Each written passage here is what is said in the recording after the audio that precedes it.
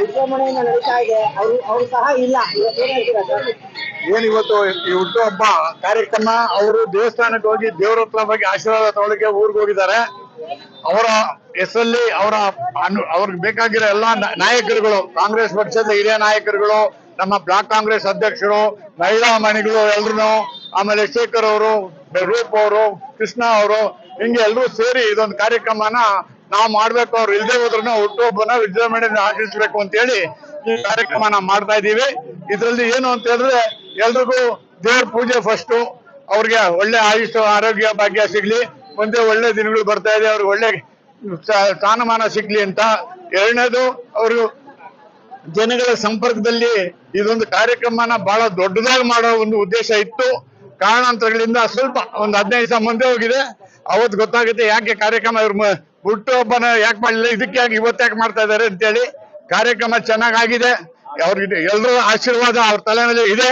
ಮೊದಲು ನಮ್ಮ ವಿಘ್ನೇಶ್ವರ ಗಣೇಶ ಮೊದಲು ಆಶೀರ್ವಾದ ಮಾಡಿದ್ದಾರೆ. ಅದಾದ್ಮೇಲೆ ನಾವೆಲ್ಲ ಸೇರಿ ಕೇಕ್ ಕತ್ತರಿಸಿ ಅವರಿಗೆ ಒಳ್ಳೇದಾಗ್ಲಿ, ಮುಂದಿನ ದಿನ ಒಳ್ಳೇದಾಗ್ಲಿ ಅಂತೇಳಿ ಈ ಸಂದರ್ಭದಲ್ಲಿ ನಾವು ಸನ್ಮಾನ್ಯ ಮನೆಗೆ ಕೇಕ್ ಅಲ್ಲದೆ ತಿಂಡಿ ವ್ಯವಸ್ಥೆ ಮಾಡಿದ್ದಾರೆ. ಇದಕ್ಕೆ ಸನ್ಮಾನ್ಯ ದಿನೇಶ್ ಗುಂಡೂರಾವ್ ಸಾಹೇಬರು, ಆರೋಗ್ಯ ಮತ್ತು ಕುಟುಂಬ ಕಲ್ಯಾಣ ಸಚಿವರು ಬರಬೇಕಾಗಿತ್ತು. ಕಾರಣಾಂತರಗಳಿಂದ ಅವರು ಕಾರ್ಯಕ್ರಮ ಮಂಗಳೂರಲ್ಲಿದೆ ಇವತ್ತು ನಾಳೆ, ಆದ್ರಿಂದ ಅವ್ರು ಬರಕ್ಕಾಗಿಲ್ಲ.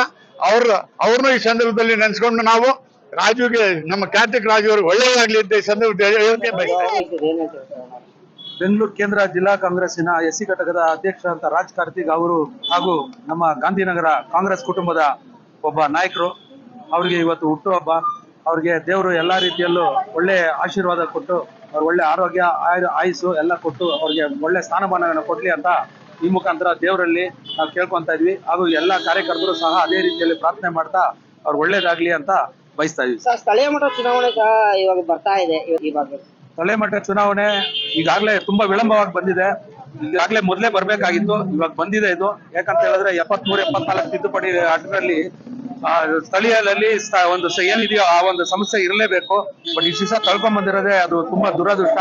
ಬಟ್ ಈಗ ಅಟ್ಲೀಸ್ಟ್ ಕಂಕಣ ಭಾಗ್ಯ ಕೂಡ ಬಂದಿದೆ. ಅದಕ್ಕೆ ಒಂದು ನಾನಾ ರೀತಿಯಾದಂತಹ ಒಂದು ಕಾರ್ಯಕರ್ತರುಗಳು ಈಗ ನಾಯಕರಾಗಿ ಕನ್ವರ್ಟ್ ಆಗಿ ಇವತ್ತು ಸಾರ್ವಜನಿಕರಲ್ಲಿ ಕೆಲಸ ಮಾಡೋದಕ್ಕೆ ಒಂದು ಅವಕಾಶ ಸಿಕ್ಕಿದೆ. ನಿಜವಾಗ್ಲೂ ಇದು ಒಳ್ಳೆಯ ಬೆಳವಣಿಗೆ ಅಂತ ನಾನು ಹೇಳ್ತೀನಿ.